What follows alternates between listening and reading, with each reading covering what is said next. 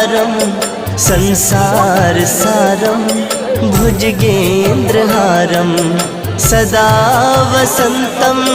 हृदयारविन्दे भवं भवानी सहितं नमामि भवं भवानी